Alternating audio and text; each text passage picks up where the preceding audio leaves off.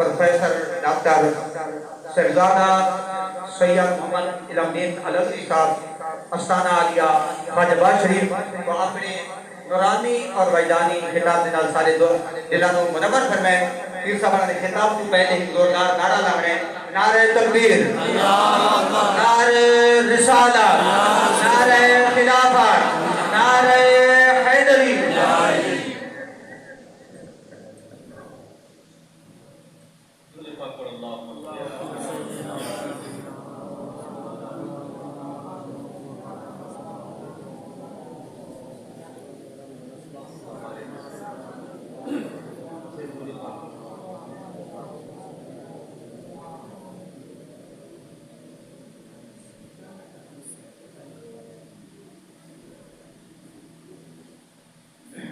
الحمدللہ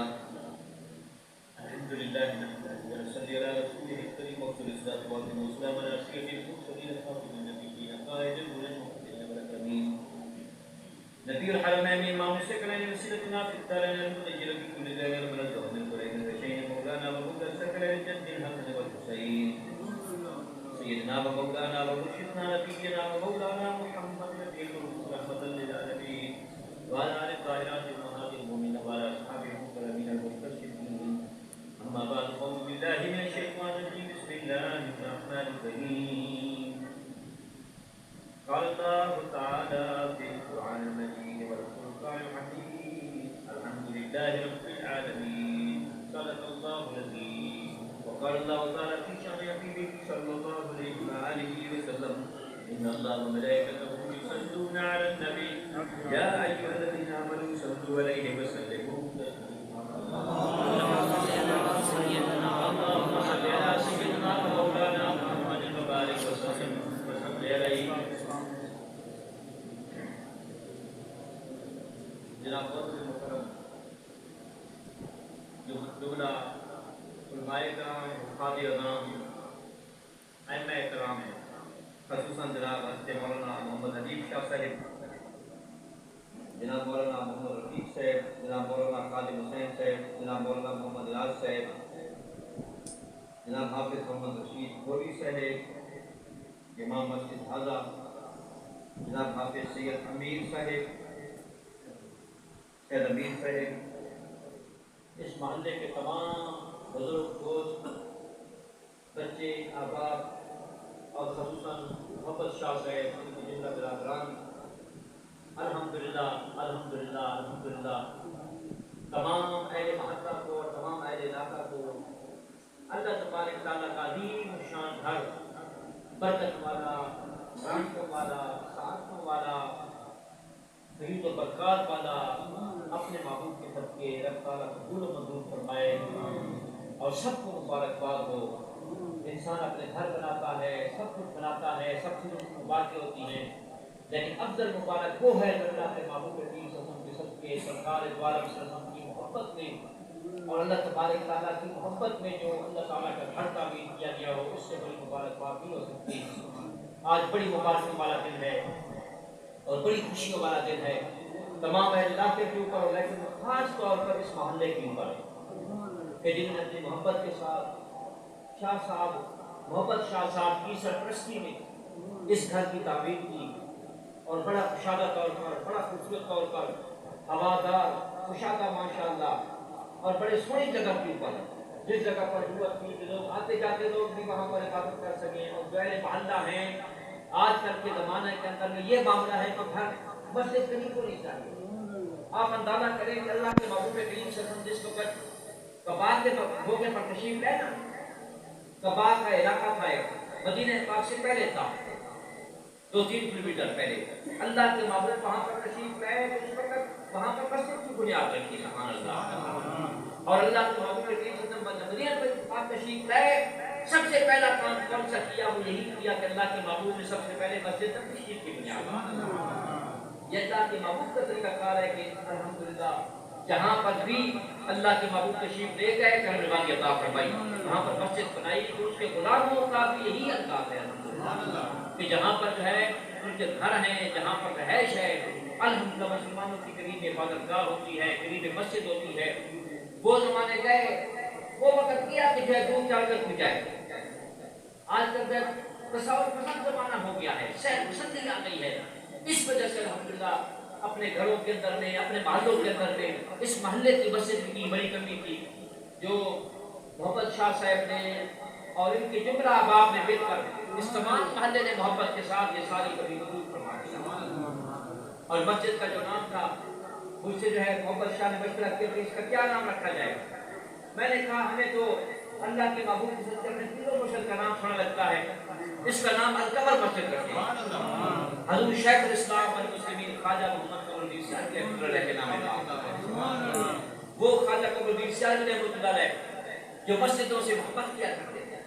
ہاں جی, آپ کی بارگاہ میں ایک بندہ حاضر خدمت ہو گیا. آج کی حضور آپ تشریف فرما کے محفل کے اندر حضور کرم نواز کے طرف فرمائے میں بڑا قرضدار بندہ ہوں, بڑا پریشان حال ہوں, مفلس بندہ ہوں, غریب بندہ ہوں. کرم نواز کے طرف فرمائے خدا عطا فرمائے تو طویل عطا فرمائے. قرضے والے میرا گھر نہیں چھوڑتے, دروازے کے اوپر کھڑے رہتے ہیں, میں اپنے گھر سے جو ہے ہمیشہ بیٹھ رہتا ہوں, قرضے والے مجھے تنگ کرتے ہیں. پیر سیال دن بعد حضور شیخ الاسلام تشریف فرماتے آپ نے فرمایا اپنے محلے کی مسجد کی صفائی کیا کر, اس میں جھاڑو دیا کر, بہائی دیا کر. اس نے جب یہ بات مجھے سمجھ نہیں آئی, پھر دوبارہ آپ کے سامنے آیا. اب اس نے کہا سوچا کہ میں عرض کرتا ہوں حضور کی طبیعت عطا فرما دے, خدا عطا فرما دے. آپ فرماتے ہیں جھاڑو دیا کر. دوبارہ حاضر ہوا حضور میں بڑا قرضدار ہوں, قرض عطا فرما. آپ نے دوبارہ وہی جواب عطا فرمایا. پھر تیسری دفعہ جو اس طرح جب آیا نا جناب, جب اس نے دوبارہ عرض کی, تیسری دفعہ عرض کی, تو آپ نے جو ہے فرمایا کہ بھائی صاحب میں تمہیں کہہ رہا ہوں کہ اپنے محلے کی مسجد کا جھاڑو دیا کر, اس کی صفائی کیا کر, اللہ تعالیٰ تیرے بہتر کا شفایا فرما دے گا. وہ بندہ اپنے علاقے میں چلا گیا, اسی کام کو رکھا, یہی کام. 15-20 دنوں کے بعد پھر سے آشیف جس کا حاضر ہوا آپ کی بارگاہ کے اندر میں, تو سامنے جب بیٹھا ہوا تھا تو آپ نے فرمایا بھائی صاحب تو وہی بندہ نہیں ہے جو پریشان حال تھا. اس نے حضور بالکل تیرا کیا حال ہے؟ اس کا حضور جب سے میں نے مسجد کی صفائی کرنا شروع کر دی شروع سے دل محبت کے ساتھ, اللہ تعالیٰ نے کرم بات عطا فرمائی. پہلے میں لوگوں کے قرض لوگوں کا مقروض تھا, اب وہ وقت آ گیا ہے کہ کئی لوگوں نے مجھ سے قرض بھی لیا ہوا ہے. درمیان میں 21-22 دن گزرے تھے. جو خلوص سے دل کے ساتھ مسجد سے محبت رکھتا ہے اللہ تعالیٰ کرم بات عطا فرماتا ہے. ہمارے بابا جی صاحب حضرت خواجہ غلام محی الدین شاہ سیالوی رحمۃ اللہ علیہ, ہم سیالشیب جاتے تھے یا جہاں کہیں بھی جاتے تھے, جب اپنی اس ویگن کے اوپر جیپ کے اوپر چڑھ کے جاتے تھے کالے جیپ کے اوپر, تو رستے میں جہاں تک بھی سیالشیب حاضر ہوتے تھے, جتنی مسجدیں آتی تھی اسپیشل طور پر منشی صاحب کو کم ہوتا تھا کہ وہاں بریک لگایا کرو. آپ جو ڈیوٹی میں کافی پیسے لے کے جاتے تھے, ہر مسجد کو جو ہے اپنا حصہ پیش کرتے تھے. تو میں نے عرض کی کہ جناب انسان اپنی مسجد کو حصہ دے دے تو ساروں کا حصہ ہو جاتا ہے. آپ نے فرمایا کہ جو میرے سامنے آتی ہے نا مسجد, اس کو میں اپنی مسجد سمجھتا ہوں. جو اللہ کا گھر میرے سامنے آتا ہے تو اس کو میں اپنا گھر سمجھتا ہوں, یعنی اپنی مسجد سمجھتا ہوں کہ وہ اللہ تعالیٰ نے جو ہے وہی ہمیں گھر عطا فرمایا ہے, وہی مسجد ہمیں عطا فرمائی ہے.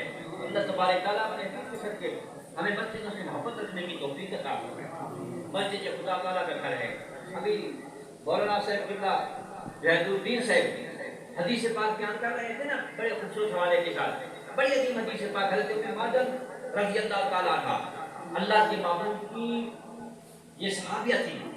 میرے محبوب کریم صلی اللہ علیہ وسلم کی بارگاہ میں حاضر ہوتی, مسجد کی صفائی کیا کرتی تھی, مسجد نبی شریف کی, یہی ان کا کام تھا, یہی ان کا وسیلہ تھا. اب اللہ کے محبوب کریم صلی اللہ علیہ وسلم کسی غزوہ میں چلے گئے, تشریف لے گئے, 1 مہینہ سرکار سے گزر گیا وہاں پر. اب جب اللہ کے محبوب واپس آئے نا 1 مہینے کے بعد, سرکار دو عالم صلی اللہ علیہ وسلم نے تشریف فرما ہوئے, صبح کا وقت ہوا. اب وہ خاتون وہ صحابیہ جو ہے صفائی کرنے کے لیے حاضر نہ ہوئی. اللہ کے محبوب نے فرمایا کہ انہیں ماجر کہاں پہ ہے؟ اندازہ کریں نا کہ اللہ کے محبوب کی نظر پاک پہ نظر تھی وہ خاتون صحابیہ. اللہ کے محبوب اس سے محبت کرتے تھے جو مسجد کی صفائی کیا کرتی تھی. سرکار کی بارگاہ میں آتی یا رسول اللہ, جب آپ تشریف لے گئے دوسرے دن وہ فوت ہو گئی تھی. جب آپ تشریف لے گئے غزوے کے لیے, درمیان میں 1 مہینہ گزر گیا, 28 دن گزر گئے, 28 دن اس میں جو ہے کو ہو گئی یا رسول اللہ, وہ فوت ہو گئی. اب اللہ کے محبوب یہاں پر جو ہے ایک مسئلہ یہ، دو مسئلے یہاں پر نکلتے ہیں، محدثین کرام دو مسئلے نکالتے ہیں۔ پہلا مسئلہ یہ ہے کہ جس وقت کوئی بندہ گرمیوں میں فوت ہو جائے، گرمیوں میں، اور اس کو جو ہے قبر کے اندر میں دفن کر دیا جائے، 3 دن کے بعد نماز جنازہ اس کے اوپر نہیں پڑھ سکتے۔ 3 دن تک نماز جنازہ پڑھ سکتے ہیں، 3 دن تک جو ہے، لیکن سردیوں کے اندر میں 7 دن تک نماز جنازہ پڑھ سکتے ہیں، گرمی میں 3 دن نماز جنازہ پڑھ سکتے ہیں، کیونکہ اس کے بعد میت پھٹ جاتی ہے۔ یہ حکم ہے شریعت کا۔ 3 دن سے زیادہ گرمی ہو گئی، 3 دنوں کے بعد نماز جنازہ قبر کے اوپر نہیں پڑھا جا سکتا جس کا نماز جنازہ نہ پڑھا گیا ہو۔ سردیوں میں 7 دن سے زیادہ نماز جنازہ نہیں پڑھا جا سکتا، میت پھٹ جاتی ہے۔ اب اللہ کے محبوب کریم صلی اللہ علیہ وسلم 28 دنوں کے بعد 29ویں دن سرکار دو عالم صلی جس وقت تشریف فرما کے اللہ کے محبوب نے فرمایا میرے صحابہ ام ماجد کی قبر کہاں پہ ہے؟ اور کہ حضور فلاں قبرستان کے اندر ہے۔ اللہ کے محبوب کریم صلی اللہ علیہ وسلم اپنے صحابہ کرام کے ساتھ تشریف لے گئے۔ اللہ کے محبوب کریم صلی اللہ علیہ وسلم نے وہاں پر نماز جنازہ ادا فرمائی دوبارہ۔ اب 28 دن گزر گئے، ادھر سرکار کا اپنا حکم پاک ہے کہ 3 دن سے زیادہ گرمیوں میں نہیں، 7 دن سے زیادہ سردیوں میں نہیں، 28 دن گزر گئے۔ اب نتیجہ کیا نکلا کہ جس کا تعلق غلامی مصطفیٰ کے ساتھ ہو قبر اس کا کچھ بھی نہیں بگاڑ، جس کا تعلق مسجد کی محبت کے ساتھ ہو قبر اس کا کچھ بھی نہیں بگاڑ سکتی۔ اللہ کی محبوب نے نماز جنازہ پڑھا۔ اب دوسری جو ہے بات جہاں سے یہ ثابت ہوتی ہے کہ جب کوئی بندہ فوت ہو جاتا ہے نا، مثلا خدا نہ کرتا ایک بندہ کراچی میں فوت ہو گیا، اب یہاں پر جو ہے اس کا نماز، اگر وہاں پر اس کے سارے رشتے دار موجود ہیں نا، پیو بھی موجود ہے، بھائی بھی موجود ہیں، چچا بھی موجود ہے، تمام جو ہے وارث اس کے موجود ہیں، تو یہاں پر نماز جنازہ نہیں پڑھا جائے گا۔ تب یہاں پر نماز جنازہ پڑھا جائے گا اس علاقے کے اندر میں جب یہاں پر اس کا جو ہے ولی اقرب موجود ہو۔ ولی اقرب کے لیے نماز جنازہ پڑھا جا سکتا ہے، مثلا والد صاحب یہاں پر، وہ وہاں پر اگر موجود ہے تو وہ ساتھ میں آ جائے گا، نماز جنازہ وہاں پر نہیں پڑھے گا کراچی کے اندر میں، اس کی وجہ سے یہاں پر نماز جنازہ پڑھا جائے گا۔ اب آپ اندازہ کریں کہ جب پیو نے بھی نماز جنازہ پڑھ لیا تھا اس صحابیہ کا، چچے نے بھی پڑھ لیا تھا، خامد نے بھی پڑھ لیا تھا، پتروں نے بھی پڑھ لیا تھا، بچوں نے بھی پڑھ لیا تھا، اس کا ولی وارث مکمل ہو گیا کہ اب اللہ کے محبوب نے کیوں نماز جنازہ پڑھایا۔ یہاں پر بھی بڑا مسئلہ ثابت ہوتا ہے کہ جہاں پر جو ہے بیٹے کی ولایت اور بیٹے کی وراثت ختم ہو جاتی ہے، باپ کی وراثت ختم ہو جاتی ہے، چچے کی وراثت ختم ہو جاتی ہے، خامد کی وراثت ختم ہو جاتی ہے، دادے کی وراثت ختم ہو جاتی ہے، وہاں پر اللہ کے محبوب محمد مصطفیٰ کی وراثت کی ہوتی ہے۔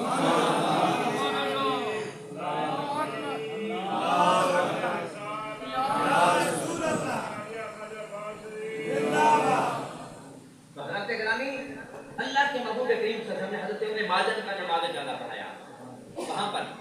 اب اللہ کے محبوب اس کی قبر اندر کے قریب گئے۔ ابھی مولانا صاحب بھی بیان فرما رہے تھے، میں دوبارہ اسی حدیث پاک کو کب بیان کر رہا ہوں کہ قبر کا بیان کر رہا ہوں، حدیث پاک کا بھی بیان ہو جائے گا۔ اب اللہ کے محبوب کریم صلی اللہ علیہ وسلم کی قبر کے سرحانے کے اوپر تشریف لے گئے۔ اب اللہ کے محبوب نے قریب جا کر نا، اللہ کے محبوب نے فرمایا کیسا حال ہوتے تمہیں ماجد تمہارا کیا حال ہے اور تم کیسی ہو؟ اللہ کے محبوب نے فرمایا۔ اب صحابہ کرام کھڑے ہیں، اب اللہ کے محبوب کی بارگاہ میں صحابہ کرام نے کہا یا رسول اللہ، جب آپ نے ام ماجد سے یہ سوال کیا قبر کے اوپر کھڑے ہو کر، اس نے کیا جواب دیا؟ اس نے کہا یا رسول اللہ صلی اللہ علیہ وسلم، اللہ تعالیٰ نے کرنے والی عطا فرمائی، مجھ سے حساب کتاب نہ ہوا۔ کیوں حساب کتاب نہ ہوا؟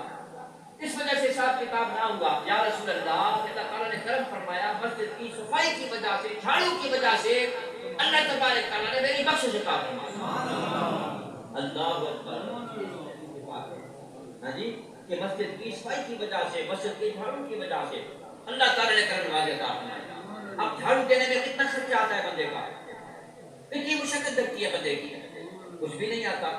جب وہ کام جو بغیر خرچ کی ہوتا ہے اس کا یہ مقام ہے کہ جو بندہ مسجد کے اوپر خرچہ کرتا ہے، جو پنکھے لگواتا ہے، جو دروازے لگواتا ہے، جو اور کام کرتا ہے، جو وضو خانہ بناتا ہے، پھر آپ خود اندازہ کریں پھر اس کا کیا مقام مرتبہ ہوگا۔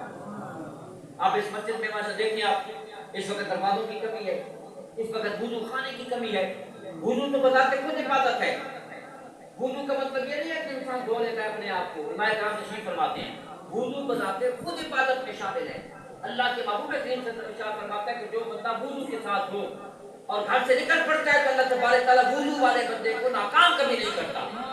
کامیابی اللہ فرماتا ہے وضو والے بندے کا یہ مقام مرتبہ ہوتا ہے. اور وضو والے بندے کو جس وقت بندہ وضو کرتا ہے آپ کو معلوم ہے حدیث پاک کہ جس وقت ہاتھ دھوتا ہے ہاتھوں کے اوپر جو پانی آتا ہے اللہ تبارک تعالیٰ اس پانی کے نیچے گرنے سے پہلے پہلے ہاتھوں کے گناہ معاف فرما دیتا ہے. منہ دھوتا ہے پہلے پہلے گناہ معاف, پاؤں دھوتا ہے پہلے ہے پانی گرنے سے پہلے پہلے اللہ تعالیٰ گناہ معاف فرما دیتا ہے. آپ کو وضو عام شک نہیں ہے, یہ تو عبادت میں شامل ہے. اب اللہ تبارک تعالیٰ اس میں چاہے بچے کا سونا وضو خانہ بننے کی توفیق بھی نصیب فرمائے. جب اتنی سونی مسجد بن گئی تو اگلے مسئلے بھی اللہ تعالیٰ برائے سارے آسان فرما دے گا اور اللہ تعالیٰ توفیق کے طرف عطا فرمائے گا. اور پھر مسجد میں دیا ہوا ایک جو ہے جو سب کے اوپر ہوتا ہے نا, سب کے اوپر جو اس کا کف ہوتا ہے, سب کے اوپر کھجور کا جو پتا ہوتا ہے نا, جب تک وہ قائم رہتا ہے اللہ تبارک تعالیٰ جو ہے وہ پیش کرنے والے کو دینے والے کو اس کا ثواب عطا فرماتا ہے. نعرہ تکبیر, نعرہ رسالہ, علماء اہل سنت زندہ باد, آستانہ عالیہ خواجہ بخش زندہ باد. حضرت امام احمد بن حنبل آپ بیان فرماتے ہیں کہ کسی زمانے میں آپ سفر کے اوپر تشریف لے گئے, ایک حدیث پاک کی طرف کی آپ کو, اور حدیث پاک کی طرف ہے نا محدث کو تلاش کرتے کرتے آپ ایک ایسے علاقے میں پہنچے, رات کا وقت ہو گیا, شام کا وقت ہو گیا, عشاء کی نماز ہو چکی تھی. اب آپ نے دیکھا کہ شہر میں اجنبی ہوں, کوئی بندہ مجھے سونے کے لیے جگہ دے دے. ہاں جی, اب حضرت امام احمد بن حنبل اپنے زمانے کے بہت بڑے امام تھے, عام آدمی نہیں تھے, بڑے مقام کے اوپر فائدہ حضرت امام احمد بن حنبل رضی اللہ تعالیٰ عنہ. اب جو ہے آپ وہاں پر چھوٹی سی مسجد تھی علاقے کے اندر, اب وہاں پر جب تشریف ہے تو آپ آ کر بیٹھے مسجد میں, ہاں جی, 2 رکعت بعد نفل پڑھے, عشاء پڑھ کے جب تھوڑا سا لیٹنا شروع کیا نا جناب, مسجد کا امام صاحب آ گیا, اس نے کہا کہ بھائی جان. اب اس کے بعد ہم نے کہا کہ زمانے کا امام احمد بن حنبل ہے, ہر طرف شورے ہیں, سادگی کا زمانہ تھا جناب. امام صاحب بندہ تھا, اس نے کہا نہیں جناب, پہلے بھی کئی بندے رہ کے گئے اور صبح چوری کر کے نکل جاتے ہیں. ہاں جی, صبح ہماری سب بھی ہاں جی, کسی کا کوئی شے بھی نہیں ہوگی, دیکھ لو بھائی دیکھ لو, میں نے تالا لگانا ہے. اب جناب امام احمد بن حنبل کو پہلے نکال دیا اور اس نے تالا لگا دیا مسجد کو. اب حضرت امام احمد بن حنبل ادھر ادھر دیکھ رہے تھے, ایک نان بھائی سامنے تندور والا کھڑا تھا, تندور کے اوپر روٹیاں لگا رہا تھا. اس نے دیکھا کوئی اجنبی بندہ ہے, ادھر ادھر دیکھ رہا ہے, تو پریشانی ہے اس کو. اس نے کہا بھائی صاحب میرے پاس سنے, کیا بات ہے؟ آپ نے فرمایا کہ بات یہ ہے کہ میں مسجد میں تھوڑا سا لیٹنا چاہتا تھا, لیکن مسجد کے جو اپنے انتظامات تھے, تو اب میں یہاں پر اجنبی ہوں. اس نے کہا اجنبیوں پریشانی کی بات نہیں ہے, میں نان بھائی ہوں, روٹیاں پکانے والا بندہ ہوں, تندور کے اوپر کرائے کے اوپر روٹیاں لگاتا ہوں. جب میں روٹیاں پکا لوں گا نا تو پھر جو ہے آپ میرے ساتھ آ جانا, میرے گھر میں آرام کرنا, کھانا پینا بھی میرے ذمہ اور سارا معاملات میرے ذمہ. آپ نے فرمایا کہ تو کیا کام کرتا ہے؟ اس نے کہا میں یہ نان بھائی ہوں. اور کیا کرتا؟ اس نے کہا جو ہے مسجد کے قریب میں نے تندور بنایا ہوا ہے, اور میرا مطلب یہ ہوتا ہے کہ جب بھی جماعت کھڑی ہو تو میں جماعت کے ساتھ نماز پڑھوں.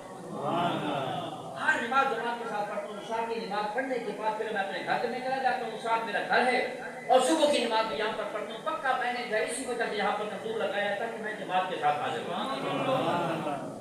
اچھا, بڑی بات ہے.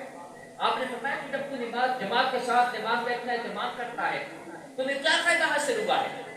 امام احمد بن حنبل نے فرمایا, اس نے کہا حضور میرے دل کے اندر میں جو بھی خواہش ہے زندگی میں, جو بھی خواہش اللہ تعالیٰ نے یعنی میرے دل کے اندر میں آئی نا, جو دعا بھی آئی, جو بھی میں نے اللہ تعالیٰ سے مراد مانگی نا, کبھی رد نہیں ہوا. اللہ تعالیٰ نے میری ہر مراد کو پورا فرمایا, ہر خواہش کو پورا فرمایا, ہر دعا کو پورا فرمایا.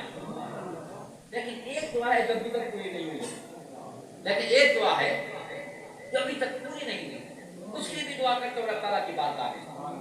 آپ نے فرمایا بھیا دعا ہوگی, خاص بات ہوگی, وہ تو جو ابھی تک تمہاری پوری نہیں ہوئی, اور تم دل کے اندر میں حسرت ہے, تمہارے دل کے اندر میں خواہش ہے, تمہارے دل کے اندر میں, وہ کون سی دعا ہے؟ اس نے کہا جناب میں عاشق ہوں حضرت امام احمد بن حنبل کا.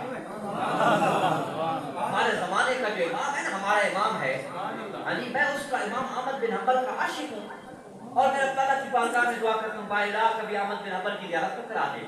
ہاں جی, میں اس علاقے سے نکل نہیں سکتا, وہ شام کے علاقے میں ہے, اس علاقے میں ہے, درمیان میں بڑا سفر ہے, میرے لیے ممکن نہیں، میں غریب بندہ ہوں، میری ماں بوڑھی ہے، گھر کو چھوڑ نہیں سکتا۔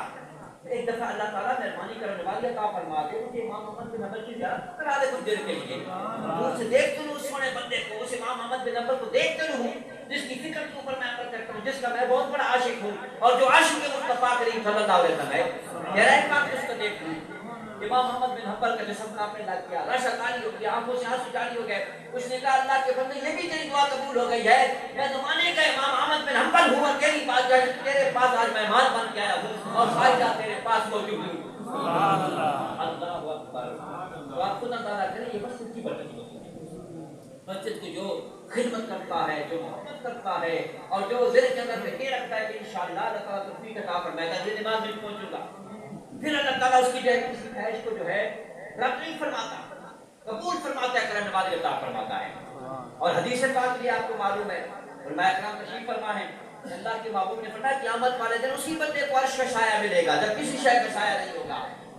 جب بندہ جو پریشانی میں تو سایہ تلاش کرتا ہے نا، ہاں جی مشکلوں کے ایام ہیں، دھوپ کے انتظام مثلا ہوں، بندہ سایہ تلاش کرتا ہے، قیامت والے دن سایہ نہیں ملے گا عرش کے علاوہ۔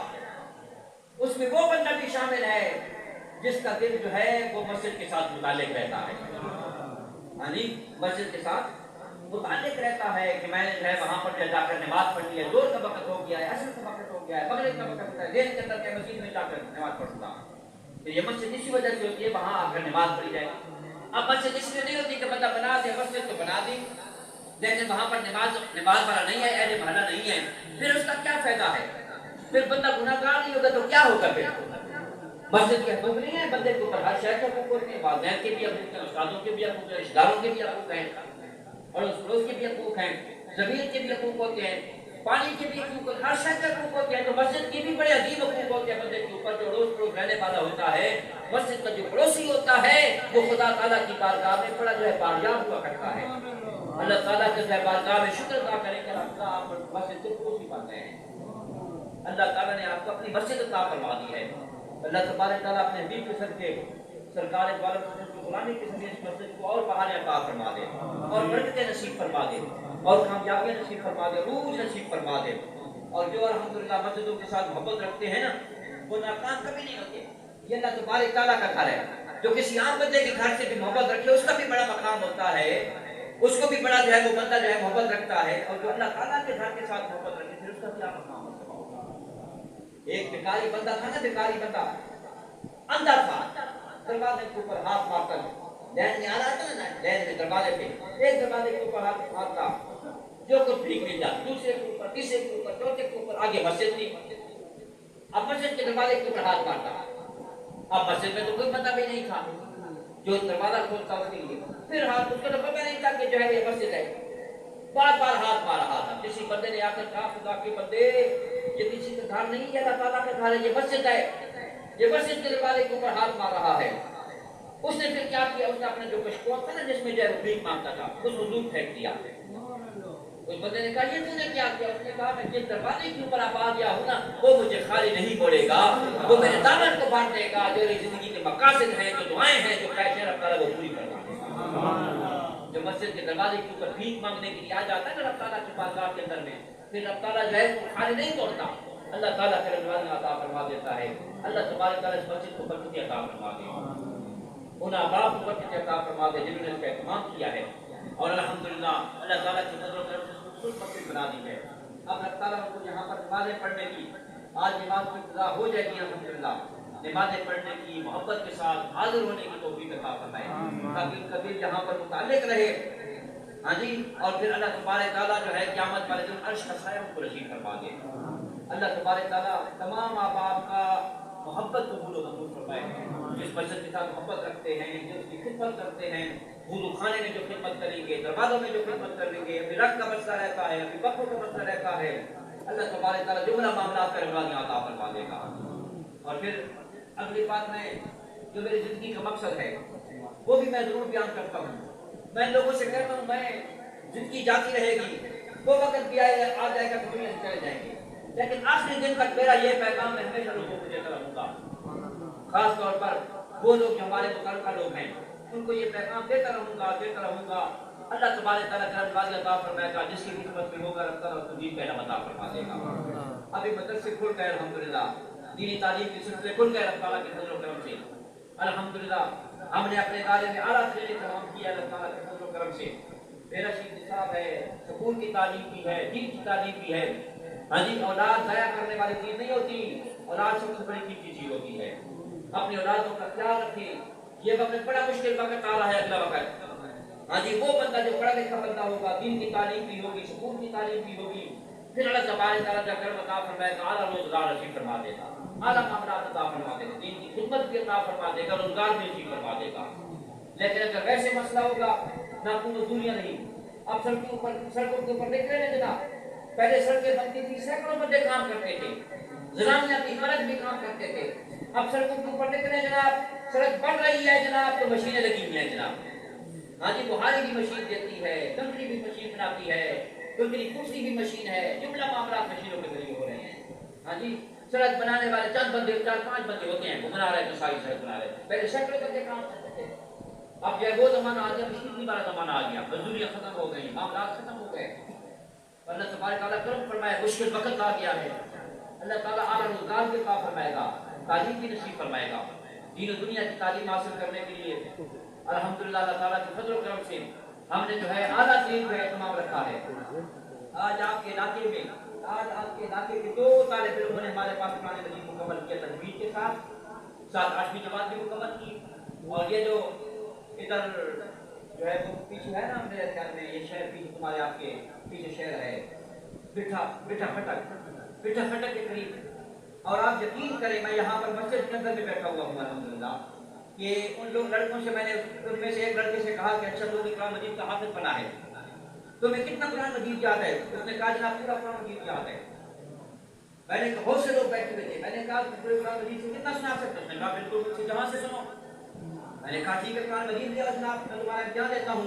میں نے اس سے جو ہے 22 سپارے میں سے سنا، کوئی فرق نہ آیا، 16 سپارے میں سے سنا، کوئی فرق نہ آیا، 7 سپارے میں سے سنا، کوئی فرق نہ آیا، 27 سپارے میں سے سنا، کوئی فرق نہیں آیا۔ الحمدللہ اس انداز سے جو ہم حافظ بنانے کی کوشش کر رہے ہیں کہ جس وقت بندہ حافظ قرآن بن جائے تو یہ نہ کہے کہ 1 سال میں مدت کے اوپر لگاؤں گا، اسی وقت کو الحمدللہ مکمل طور پر حافظ قرآن ہو۔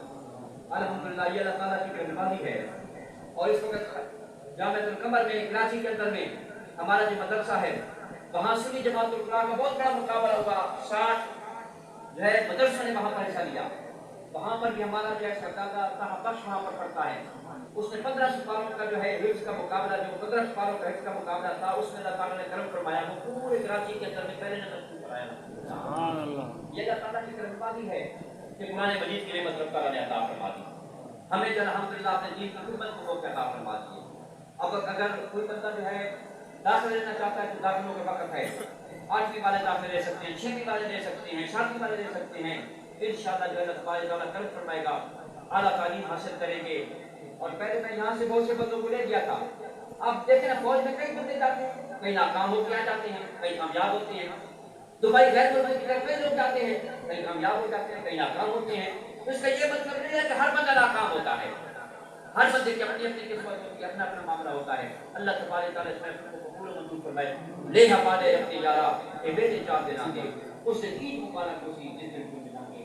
الحمدللہ آپ کی مسجد میں علماء کرام کا جمع کثیر ہے، اپنے علاقے کی جناب جملہ علماء کرام تشریف فرما ہے، الحمدللہ فاضل کرام تشریف فرما ہے، جن کی تشریف آوری سے بڑی برکتیں حاصل ہو گئی ہیں۔ اللہ تعالیٰ کے فضل و کرم سے اللہ تعالیٰ آپ کو اور برکتیں عطا فرمائے گا۔ تمام اہل علاقے کے بارے دیگر بہت بڑی مبارکباد پیش کرتے ہیں، اللہ تبارک تعالیٰ قبول و منظور فرمائے۔ القمر مسجد ان کو مبارک ہو، القمر مسجد ان کو رب تعالیٰ اس کے سب سے اور برکتیں عطا فرما دے، اللہ کی قوت سے مصیبتیں دور ہو جائیں، پریشانیاں دور ہو جائیں، یہ جو سیلاب کے مسئلے ہیں اللہ تعالیٰ کی مصیبت سے نجات عطا فرما دے۔ اپنے معمول کے ساتھ پورے پاکستان کے اندر میں پریشانی باقی ہے، اللہ تعالیٰ پورے پاکستان کو نجات فرما دے، اپنے قرآن نصیب فرما دے، خیر و اسلام کی عطا فرما دے۔